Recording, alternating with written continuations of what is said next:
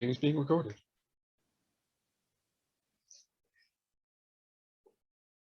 So we are here today for a conversation I call Attempted Intelligence.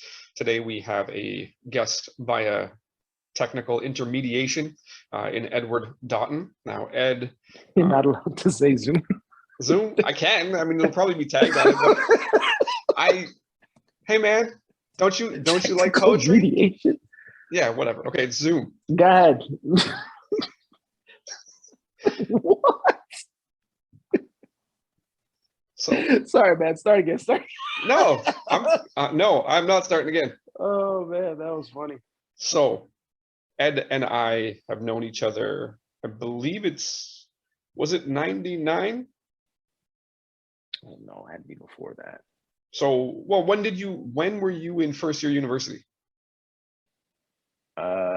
Yeah, 99. 99. So it would have been 99 because that was the first time you worked at National. I'd have been gone in 99. No, but you came in I think you were in first year when you came in and helped Keith at the sale. Anyways, we've known each other since but I knew you before that. Okay. Since 1990, how long? Fair there enough? You go. Okay. There you go. Okay. Long time ago. Okay. And Edward happens to be a performing artist, heavy on the performing, essentially no recording. Is that fair? All my recordings are live. Yeah. Okay. So Blue Soul is the name of the group, which every once in a while I am an official part of. It's just because of scheduling that makes it difficult for me to be a part of it the way that I once was. The question that will often occur, it's like, oh, are you with the band? No. I am the band. They're the group. It's like, what do you mean you're the band? I play the iPad. So the best way to put it is, take on that level of responsibility. So most of the performances are private functions. Is that fair? Yeah. Yeah. And they are run through a soundboard with backing tracks because, from time to time, a full live band costs a lot more money than running a backing track. Significantly more. It's more bodies. The main thing that I'd like to attempt to have a conversation with you is about the process of going from, being somebody who started a business or started a performing business, I guess it's reasonable to categorize it as, to the steps that bring you to the level of expertise that you currently have and what that process was. So essentially what the primary impetus for change has been over time. So I think the simplest question is, what made you start? It was easy. I was enamored by, if you notice, the guys in the group are older than me. Yeah, well, older than me too, because you're old. Well, okay, everybody's older than you, child. That's not true, Tristan. Got an old soul, still 8. So I wanted to be around these guys as a preteen, and they were already touring, so it wasn't possible. So I kept doing the Lucille Ball thing where I just wanted to be in Ricky's show. So I tried carrying their bags, but I was a very small kid, so those bags were too heavy. I used to try to be around DJs and carry their records, but too small. You're talking about DJ young. Jones? No. My dad was actually a DJ. He was the only person that let me carry his records. Yeah. Soca Prince when I got a little older, but I mean, it was a mess. I just wanted to be in a group, and I was too young. So I got a video camera. That's what I wanted for Christmas one year. Okay. And I had a camcorder. And I started recording Bubba, Timmy. I didn't know Jeremiah at the time or Javaro, but I would record these guys, a lot of other great singers in the Toronto area, and give them the video. I would transfer it to, because at the time, VHS. Yep. From 8mm to VHS and give it to them. They loved it. And they're like, yo, you should come on the road and be the videographer. I was like, sure. My bag's already packed. Yeah. So I did that. And by doing that, I have their finished products all the time. So if it came to knowing a certain part of a song or some choreography. I've seen it 8 million times. Yep. They haven't seen it 8 million times. They've done it though. So, yeah, they've done it. Well, but so I've they've done seen it. They've done it, say, 100 times. You've seen it exponentially more than that because you can run it back. Yeah. Okay. Right. I've seen it in slow motion. I've seen it from a different perspective. Mm-hmm. So I can spot mistakes better than they can. Yep. Very difficult to be on stage and spot your errors because you're going. Well, I think another thing that is fair, as humans, we are not good at observing ourselves. We may be okay, some may be better than others, but it's like trying to look at the middle of the Milky Way galaxy. We're in it, it's hard to see it, right? So sometimes that's what mirrors are for. Yeah. Which is fair, however, because of the reversal and the cognitive difficulty with that, it's possible to do, not the easiest.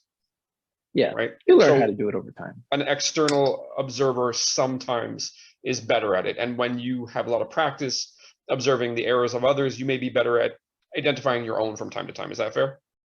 Exactly what I just said, just did Sam speak. All right. Well, sorry, man. I'm officially a scientist. So it says so Sam, on paper. You can look me up. So after recording and getting a little older, everybody just kind of, split up in their groups and stuff. Everyone started getting lives, but my life was just starting. And I was like, I wonder if I could find these guys and put them. Oh, Hector Johnson as well. He was in there too. If I could find these guys. Really? No, I never met Hector. I met Javaro, I believe, once or twice. Okay. Yeah. That's interesting. Anyway, so getting them back together was all by accident. I just kept bumping into them because now I'm old enough to go out. I'm old enough to do things around the city. So I was performing by myself with other groups and touring by myself or with other groups.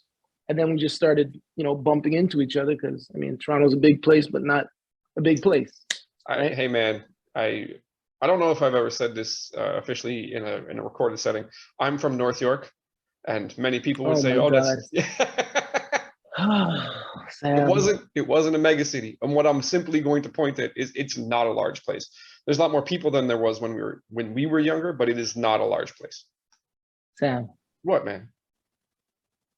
The GTA is huge. Okay, you could know people in Mississauga and never bump into people if you live in Scarborough. That's fair enough. Okay, but what I will say, that's what it is. Okay, you can break it down any which way you want. That's a reality. There's people that live in Woodbridge that have never seen Ajax. Yeah, that's just what it is. Fair enough. Well, there's enough stuff to do in here's Sam trying to be a scientist in a regular conversation. So we're gonna break him out of that. We're gonna loosen him up and turn him into the Sam that I know. So bumping into these guys at various concerts and concert venues, stuff like that, I just asked a question. You guys want to sing again? And they were, apprehensive at first. And I was like, yeah, I'm putting it together. And they're like, are you doing it as a promoter? I'm like, nope, doing it as a singer. And the only way I was able to do that was to do it by myself first. Yeah, I wasn't going to approach these guys with nothing and do the fake it till you make it. There was no way I could do it. Well, because they've already been there. They've done it, and they've seen the crap that the music industry, serves daily. Yep. So I had, mandates that I'd never wanted to see the guys have to go through these kinds of hardships or whatever. So if I'm in charge of that, and I know these guys that well, it wouldn't be in my best interest to do that to them. Yeah. Right. And plus, I wanted to work with my homeboys. Like, who doesn't? It has to be fun. Yeah. Because I've worked with other bands. I wasn't friends with everybody there. You get along in a democratic way, but you're not having a beer afterwards. Enough to perform. You get up there, you perform at a high level, but there's no connection. Is that fair?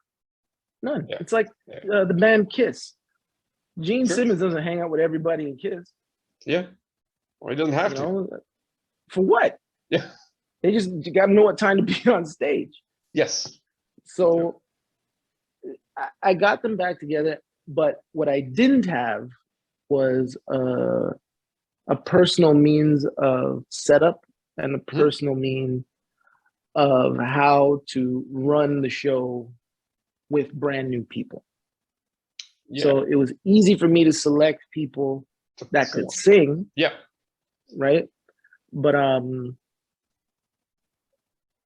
that thing, I was about to raise my hand. I Wow, have no. Zoom does that? Oh, Or no. was that you? Wait, you No, were. my cursor moved. Oh, I was like, so yeah, that was easy to get them back together. It was a virtual impossibility to do the performance because here we are practicing, and Mhm. I'm running the practices as like a choir practice, Okay. Well, and I was felt that what like you were I used was. to? That's all I knew, Yeah, you you hadn't know. experienced anything else yet. Yeah. Yep. So all I knew was heavy practice makes for easy performance. Hmm. Fair. And for the first performance, I personally think I overloaded the guys Hmm. for the first performance, which would have been myself, Hector Johnson, Javaro Smith, and Jeremiah Sparks. Okay. Yeah, that would have been the first one. Over practice. Hmm. But once again, that's what I was used to. Yeah. So it was working fine for me, Yep. but it wasn't the right coaching strategy for everybody else. Is it fair to say at that time, compared to you, they had performed much more? Yeah, So for sure. they, Because we're talking and about guys that also, are minimum 10 years older. and if I'm not mistaken, I mean, I don't, I know Jeremiah well. Jeremiah is a consummate professional. You put him into anything, and he can do it on the fly. He can catch on the fly. I don't Yes. know about Hector and Javaro. I know Javaro did a bunch of singing. I don't know if Javaro did any acting. Yep. Okay, Yeah. so these are And people that so could did Hector. yeah, they could probably It catch on the was fly. right, but it was material, right? Yep. And the material that they were performing, you know, everybody knows the words to My Girl Yep. until they're on stage, Fair enough. right? Because when you're on stage, you can't sing along. Hmm. Everyone's looking at you. Yes, you're leading. So it's very different. And that's where that, I guess, my coaching strategy is just, a hand me down from coaches before me, which was Yes. practice, practice, practice, practice, Yep. practice, Yep. till you could do it in your sleep. Hmm. And what I didn't understand is that we'd end up doing so many shows. This is fast forwarding a far bit, Yep. where the performances now become the practice. Yeah. Because at You one can point I was like, yeah, we're performing, but I still want rehearsal. There's yeah. three things: rehearsal, there's practice, Hmm. there's the performance. Yep. You can change that order any way you want. Practice, you do on your own. Rehearsal, you do with the group. The Yep. performance, you do with the group. Yep. And um, I I think I started to get a little frustrated because I couldn't understand that these guys had lives, Yeah. you know. Yeah. Yeah. And Well, why weren't they I there on the schedule that you thought they should be? they have Is that fair? lives. Yeah. Well, no, what I'm saying is your frustration was, I think it should be this way. Why don't you agree? Well, because I thought we all had the same goal, Sure. I think you and do. we probably do. And I'm talking about the first Yeah. The performance. first iteration. Yeah. It was easy for Jeremiah. Was literally at his building the performances. So he said, "Come downstairs," Yeah. and he did. Right. But like Hector was in Brampton, Yeah. so it was difficult to Yeah. coordinate all these things. That building is an infamous place. Oh, it's great. I love that place, man.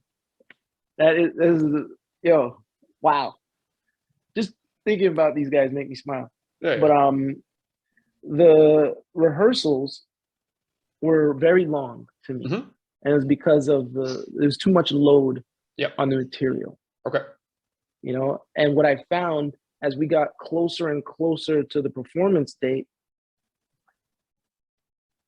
these guys started like, say they were learning one song, Yep. I don't know, a day. or Yeah. every other day. Okay. As we got closer, these guys were up to like 6, 7 songs. The amount of material they were able to retain as we got closer to the event was phenomenal. There's no way I could do that. I'm not built like that. Sure. My practice in performance comes from the sporting world.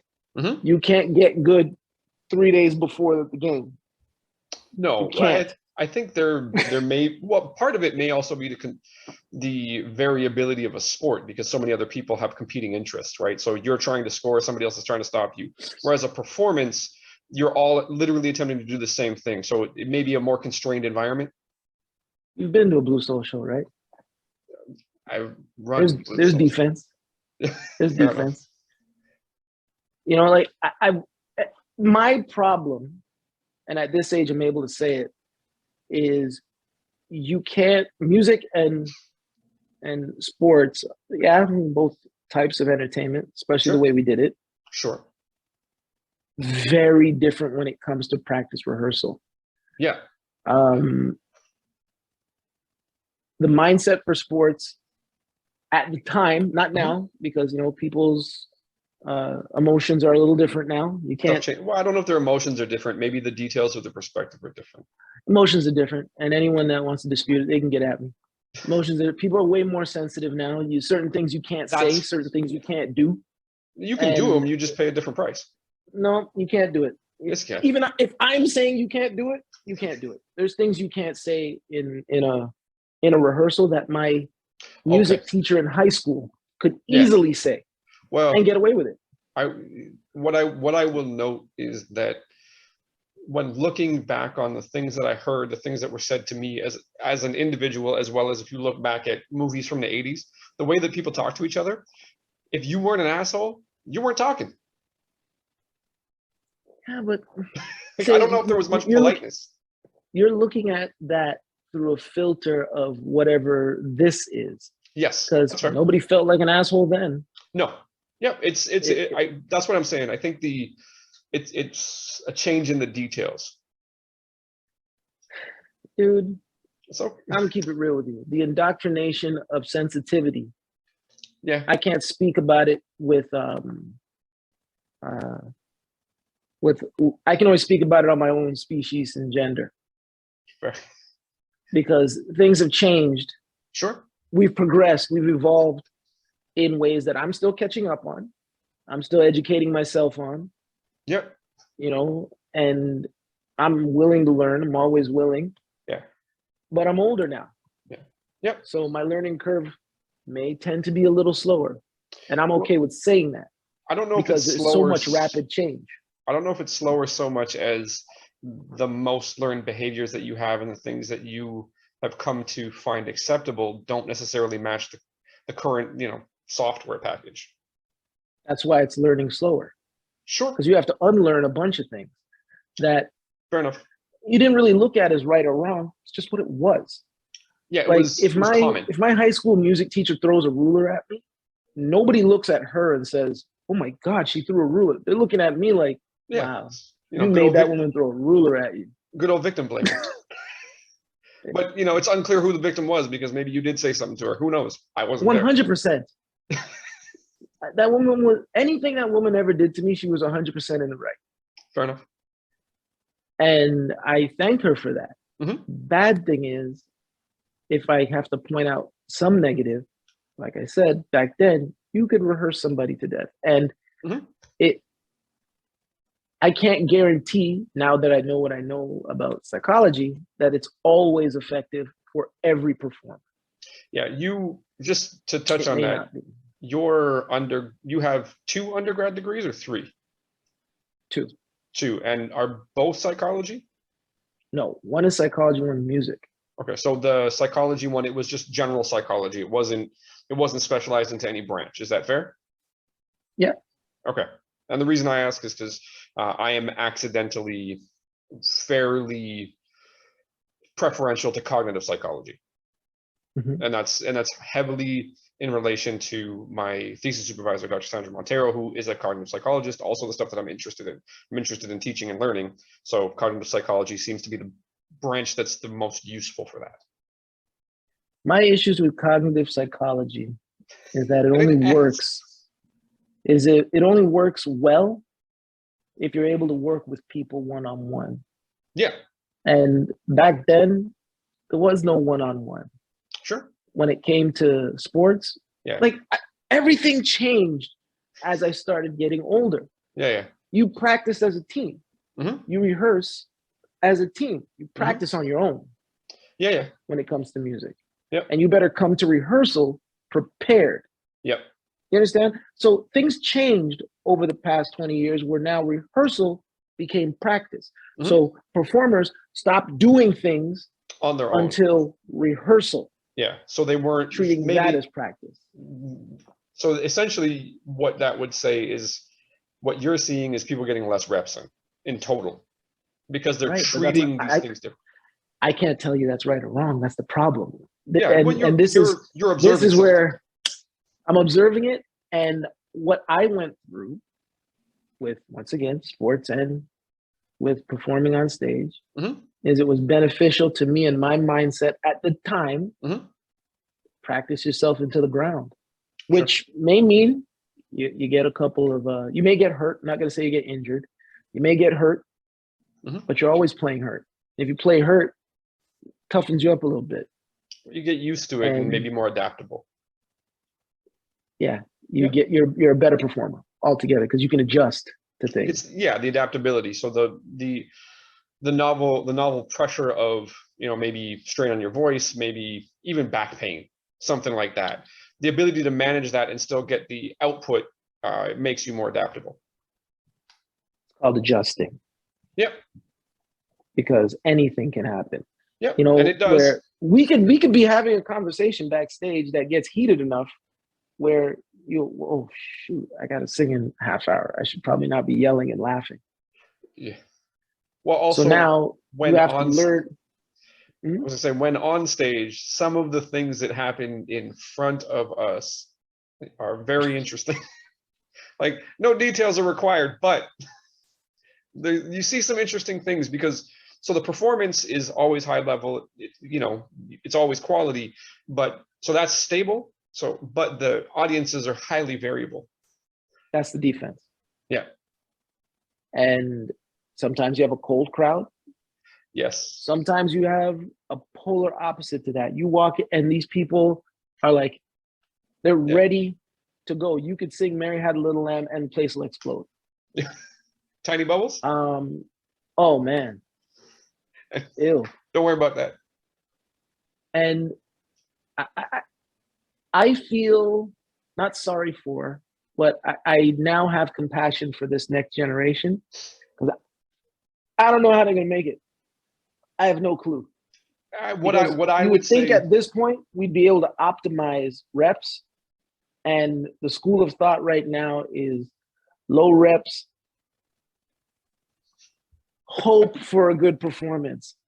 And where I come from, you don't hope. So what I would say that I don't know that it's an active hope. I would say that there was some process at play that you didn't ascribe to, or maybe missed you, where people tried to take the edges off a lot of continued repetition and maybe use more praise than repetition. So you're doing a good job.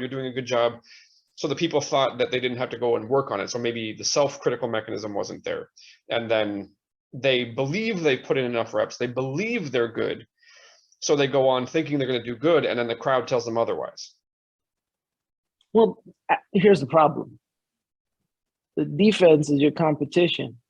Okay. If that's the crowd and we're talking about stage, at this point, concerts aren't even a thing. So they don't even know what they're looking at half the time. Yep. There's times where I'll have an opener, say, where someone's opening for us, and I like to watch. Yeah. Because I come from a sporting world. So yeah, I view it as friendly competition. They should be up there trying to bust my ass. Well, even if it's a DJ, you want to at least watch what they're doing, how they're interacting with the crowd, what the crowd's giving them back. Because if the DJ is pushing energy and the crowd's dead, right, he's doing something wrong. You're trying and I'm to not going to do that.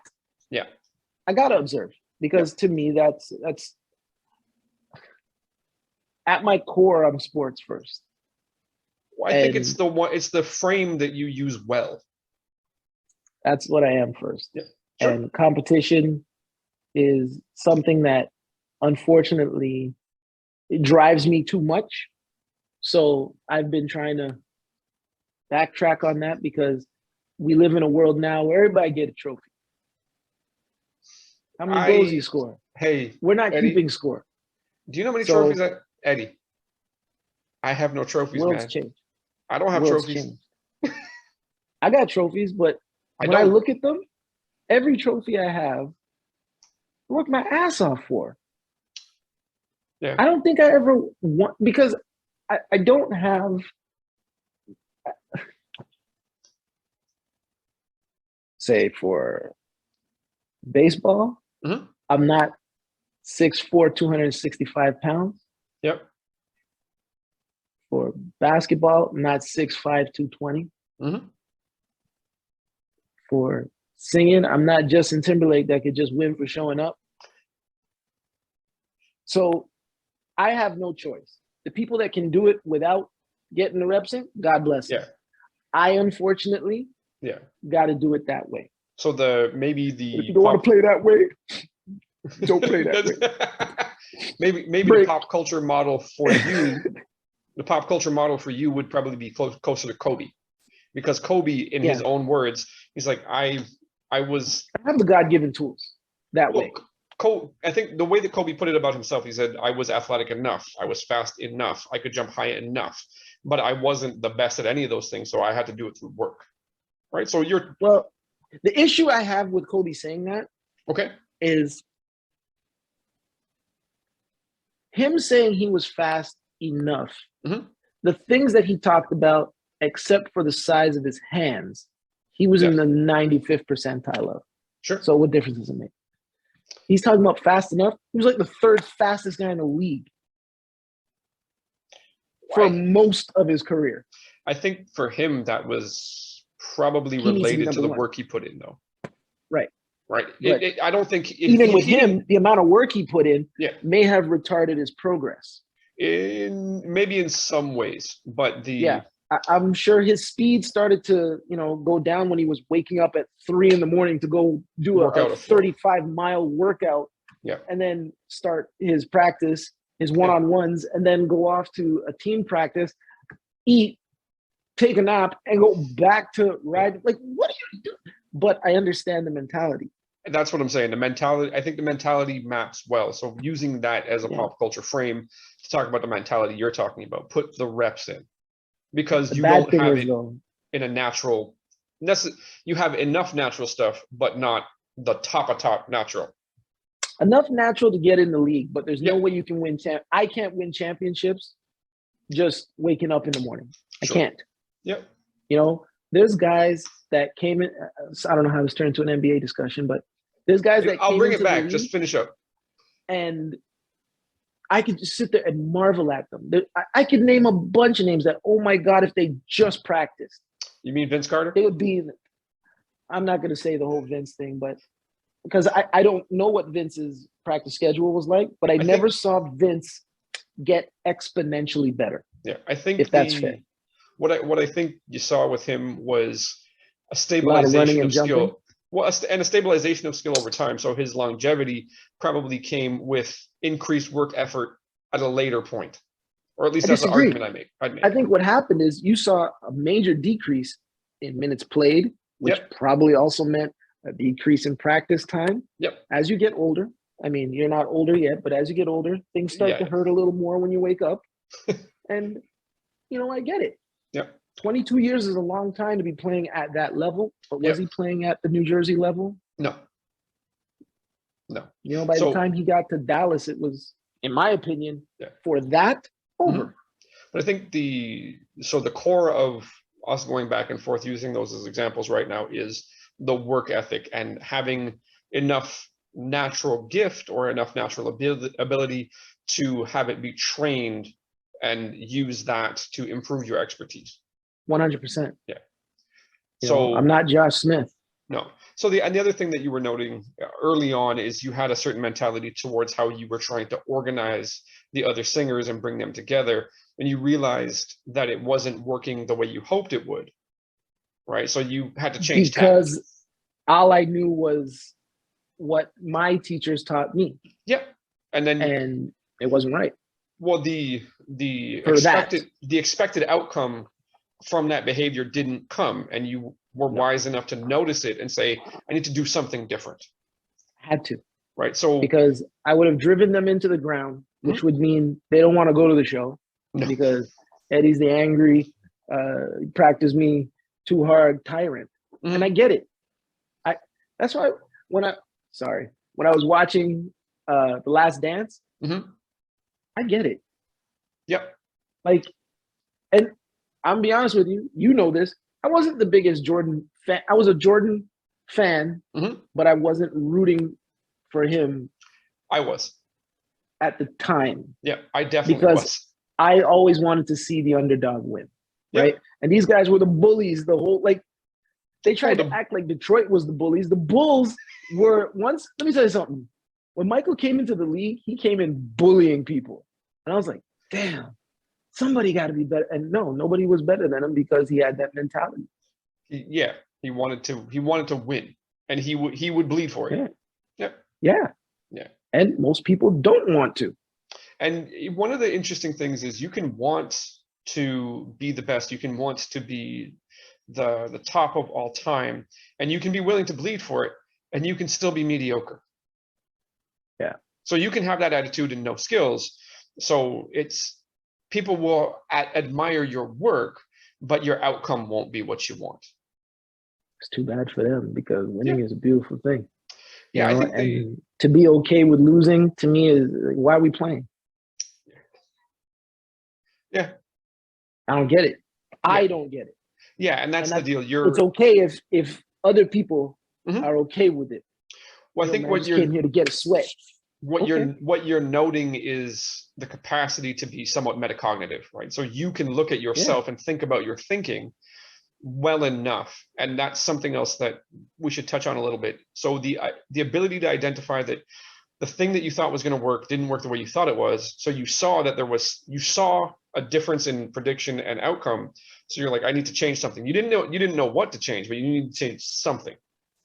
I know exactly what to change. Oh, fair enough. Smart bastard. And it was evident because by the time with that show, by the time we got to the show, I noticed this when I get to games or I get to shows, I'm not nervous anymore. Okay. I'm nervous the whole time leading up to it. Okay. Because it makes absolutely no sense for me to be nervous now. Yep. It's happening whether I like it or not. Yes. You're on stage. You can do this the easy way or you can do this the hard way. If you want to cry, them lights come on and start, that's up to you. Yep. I don't do that because it's too late for that. Yeah. Well, and you have enough reps in to know that you are adaptable. And you also can trust the people that are with you because you've seen them do it enough. Maybe a lyric here and there, but sometimes you mess up the lyrics on purpose. Maybe I should be nervous a little bit. What I would say is, I think now at this point, my calmness at the show is contagious, hopefully. Sure. Well, being somebody who's actually at the shows from time to time, I have never sensed anything I've never sensed any anxiety about being on stage. No. Right. So it's everything that happens before it. Because something's going to happen before it, Yeah. But that said, something has always happened before it. So it's essentially part of the frame now. It's expected. Yeah. And when it happens, it goes, that's the one. You're Jimmy today.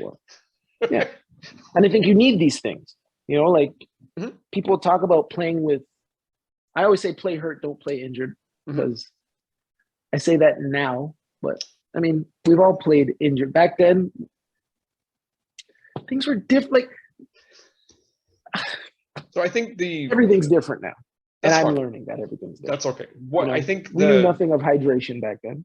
The comment that you're making is a differentiation between discomfort or like a noxious stimuli, and something that means you cannot function at the level you need to function at.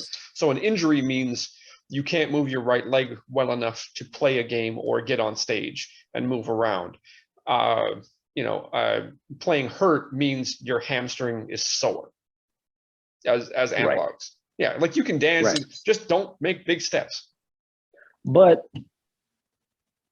Willis Reed, Michael Jordan flu game, Kobe dislocated shoulder. Yeah. Luther Vandross, paralyzed vocal cord. Yeah. Like, you've got, look, at the end of the day, the people watching your defense on stage, doesn't give a damn about what's wrong with you, okay? And again, just to frame it, defense is the crowd. 100%. Yeah. They don't care. They might feel empathetic for about 5 seconds, but I've seen it. I've seen Usher. I've seen Usher, who was, in my eyes, a top-level performer. And God bless, like, if he was here, I would tell him the same thing, and he would probably laugh at it too. He was on stage, and this dude had the flu so bad. Like, you could see it. My man was sweating on stage, the lights were on, and he was doing the extra sweating. Yeah. He started shaking, and he put his foot up on the monitor, and he was like, guys, I came out here to perform for y'all. I love y'all so much, but my temperature is 101, and I've had the flu for 3 days, but I just wanted to come out for y'all. And we're going to get through this show. Yo, they booed him so hard. All right. I've been booed by a large amount of people personally, and it's your fault. Usher, I'm not laughing at the fact you were sick. You got to remember I'm a comedian as well. And nothing a comedian loves more than watching their boy bomb. Not because we hate you, but that's what we live for. Yeah. Now, and maybe that's the coolness you see on stage. There is a fear there, an anxiety there of bombing, but you can't help death. Don't assist. Don't make it worse. Okay. Don't make it. Somebody who was amazingly resilient in the face of a legitimately bad performance, it's Carl Lewis. Like a legitimately bad performance. No, wait, it gets better. The problem is, though, with Carl, and I know you did this on purpose, Carl had no idea that he was doing poorly. Yes. Absolutely no idea. He couldn't identify the mistake. He couldn't identify the error. He was wrong from when he got it. You see what he had on? It was red and sparkly. It was a red jacket. Yeah. With an animal print button up. There we go. Yeah.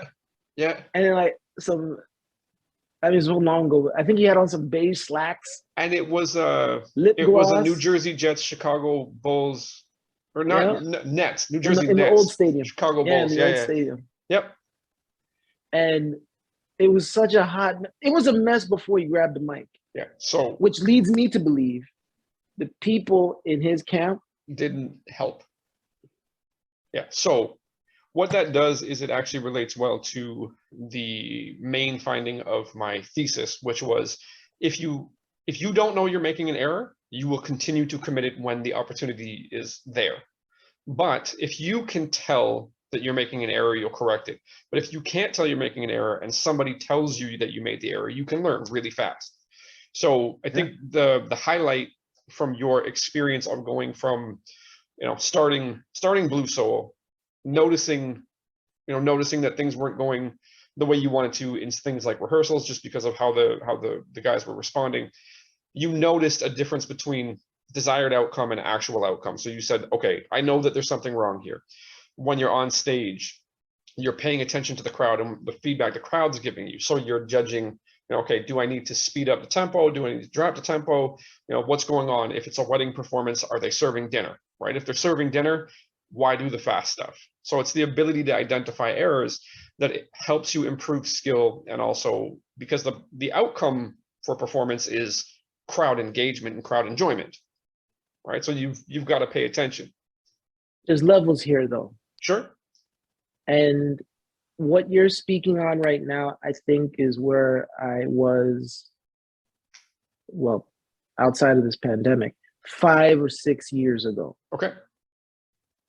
And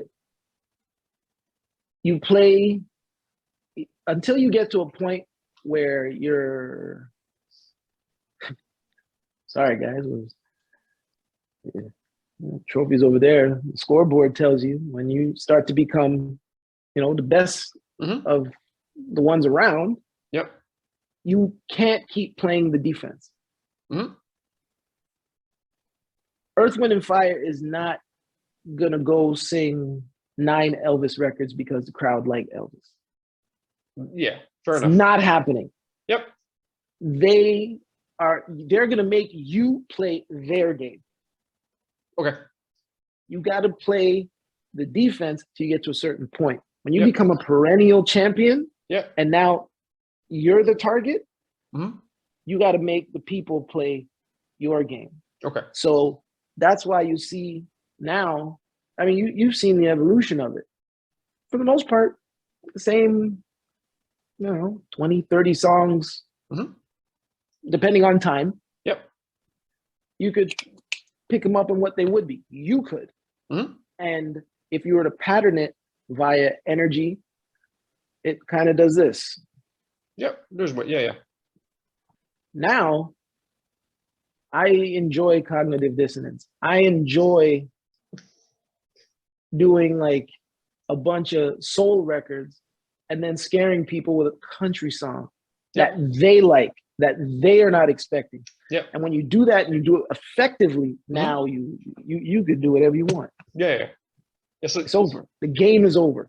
But is it fair to say that so there's a different mode of engagement, right? So when you're saying make them play your game, you're still aiming at the outcome of maybe more so now you're aiming at you having fun. Is that fair? I always wanted to have fun. Yeah. I wouldn't have chosen these guys to be with if I didn't want to have fun. I would just. So now had a pool of 100 guys. In the analogy, I think that would destroy the product. So in the analogy, now that you are the perennial champ, because you're the perennial champ, you can win. So now it's time for you to enjoy that process of winning and make it. Yeah. Yeah. Okay. Yeah. But and let's be honest, mostly that happens usually later on in people's careers.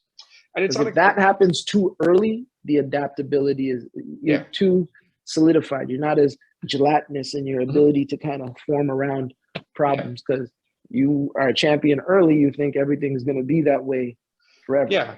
I know what it is to lose. Yeah. Trust me. Yeah, fair enough.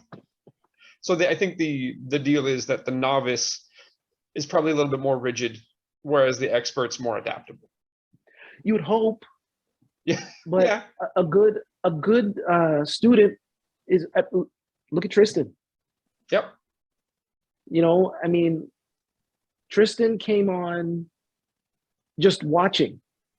Yep. Now, I think sometimes what he even takes for granted is that he caught the tail end generationally of the same training we had. Even though he's that young. Yep.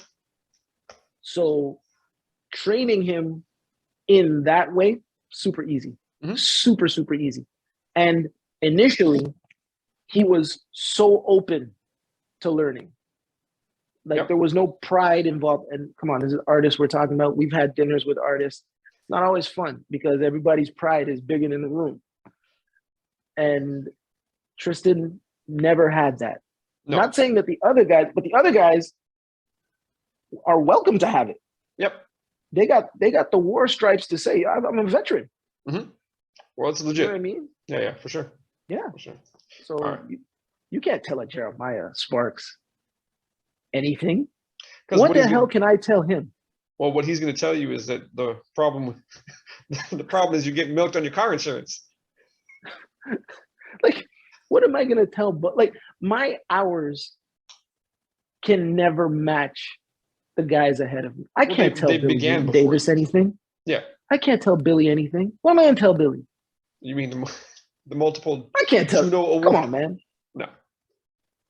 And I think that's why it's easy for me to have that level of admiration. Even if I'm leading this group That's cool.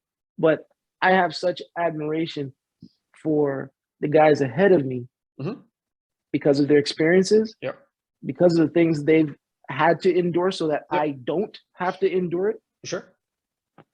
And their ability, their longevity. How old is Billy? Exactly.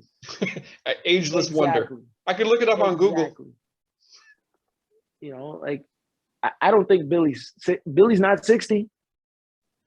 He's older than that. He's out of his 60s? I don't know. Okay. I don't know. Yeah. He doesn't look When old. I met Billy has looked exactly the same for the past 40 years. Aside from the hair. Billy still looks the same, man. If you want to, if anybody's watched this far and you're wondering who we're talking about, it's Billy Newton Davis. Was Celine Dion's first Juno with Billy? I believe so. And that's Can't Live With You, Can't Live Without You. I think her first Juno was with Billy. Yeah, and he ripped it. And imagine, Celine's a boss. Yes. Billy won that battle. Yep. And all I'm saying is if you look Billy up and you look at him with Celine Dion, his hair was magnificent. Ooh, it's flowing. So it had, you thought Beyonce had the fad?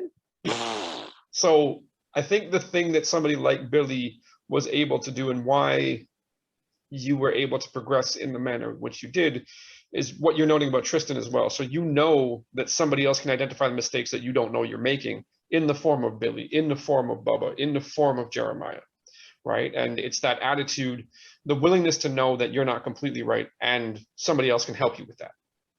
Can't be. The only time you can be comfortable with saying that you're right, winning isn't the benchmark. No. Because you can win. Yeah, but you can win by 3 points and play terrible. Yes. You know, it's happened. Well, you know, it's like a fighter, one punch knockout. Yeah, you don't know what you're bad at. You know you won, but you haven't figured out what you're bad at. Yeah. That's why I like to hang with us. Yeah. Because we will tell each other, yo, man, good show tonight. Yeah. What was the words to that? or see if you can mess them up before, you know. So trees of blue and skies of green. Don't mess up that record. Yeah. Don't mess up that record. I've been singing this record for 20 years. Trees of blue and sky of green. But to their defense, a lot of those guys come from sporting background as well. Mm-hmm. And they're used to that type of banter. Yeah. You can't really speak to people like that in stage performance world because it's a different arena. The jargon is different. Didn't come up. Language is different. Yeah. Everything is different. So I think the back and forth, the testing with jokes that are rough and personal. If you can't take that joke, I can't trust you. Because if you that's a pretty universal phenomenon. It does seem to be very much a male thing. If you're gonna wilt at a joke, I don't know if I can trust you when the pressure turns up. Well, that is a fairly male thing. You may see it as a male thing, but I can tell you in performance, it's not. A different subculture. And you look at somebody the wrong way. From our perspective, you would view it as a level of sensitivity we're not used to. Yeah. But I understand now why those people are that way. Yep.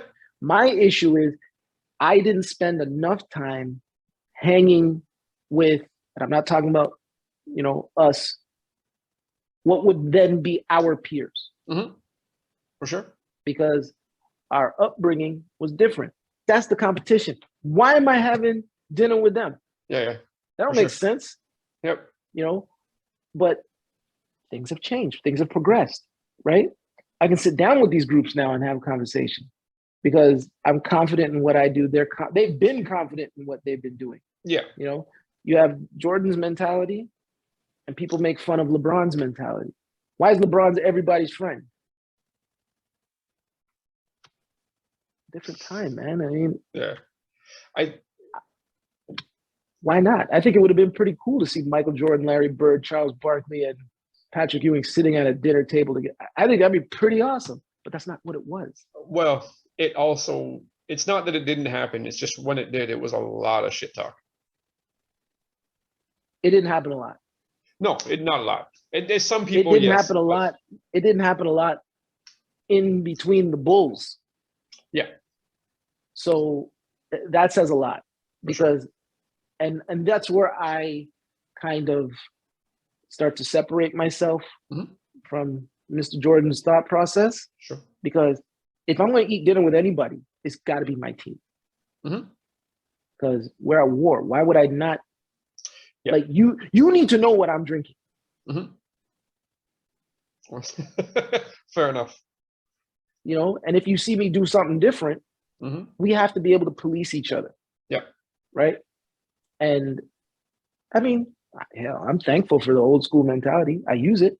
Well, you use it for its strengths, and you recognize if there's a weakness that presents you. Throw it out. Yep. You know, Bruce Lee, baby. So there are Bruce Lee. Straight up. Yeah.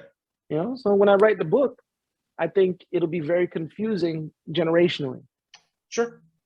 Because I don't want to subscribe to a mentality just because of my time capsule. It's kind of stupid, you know, because we did a lot of bad things. What you talking about? There's a lot of performers that would have been great, but because of the time, you never heard of. Yeah, fair enough. And it's not fair. It's absolutely not fair. But it's happened. You know, it continues to happen because, you know, sensitivity levels are at an all-time high still. Yeah. Fair enough. So I think what we'll do is wrap this up. And how the hell we end up talking about sports the whole time? It doesn't matter because I pulled it back to the appropriate stuff, and it's a conversation, and there will be more. So the idea is that we're building knowledge in the conversation. So if we're using sports as a frame and an analog, that helps to relate to the fact that expertise is built by being a novice and screwing up and having other people tell you screwed up and taking that as a lesson and then progressing and then becoming more adaptable. It's a model of expertise, and we've displayed it through talking about sports in some ways. Also, you and I talk about sports. Well, the reason why I use sports is because not everybody, but a lot more people have played sports. Not a lot of people been on stage. Some level. No. Very little people been on stage. And you can see it when them lights come on. Yeah. That turns people that call themselves performers into other professions. And we've seen that ourselves. Well, if I'm not mistaken, at least at some point, some information has been collected where people are more afraid of public speaking than death. I don't understand that. Because why would you? If you ever had that concern, it's gone. Okay. I'll leave you with this. Okay. I saw my dad take one basketball shot in his whole life. My dad's never played basketball before his life. It's an old man from Barbados we're talking about. Okay. He only had the knowledge of what I guess he was watching. Sure. What he's watched on TV at the time. Sure. And tried to grab all that, bring it together, 9 seconds of knowledge, put it together in this one shot. He cocked that thing back like Larry Bird. Yep. Cocked his head to the side. That looks like more like Marcus Camby. And he chucked it. No, Bird used to shoot right here. Okay. He chucked it. The hoop was 10 feet. I don't think that ball ever cracked 8.5 feet. It was a laser beam that hit the pole. Went into the bushes. Yeah, fair enough. I fell over laughing. The reason why I say that is because when you see me make the joke about the lights, I talk about it all the time. You've been with me. Say we have an opener or say we are the opener. And you watch the sound check, for instance. Sure. There's a lot of people that are amazing in the sound check. And you're like, wow. And then the lights turn on and somebody else. It's like hooks. And that's why I talk about sports, because most people more relatable are able to relate to, at least having some form of competition with, at minimum, their family or, card game, whatever, but being on stage to me is such a unique thing. It wouldn't make sense for me to talk about it solely because most people wouldn't get it. Word. All right. So more relatable analogy to talk about the frame of expertise. And I'm going to stop the recording. So thank you very much. We will do this again. Bye. Bye. Go do something productive.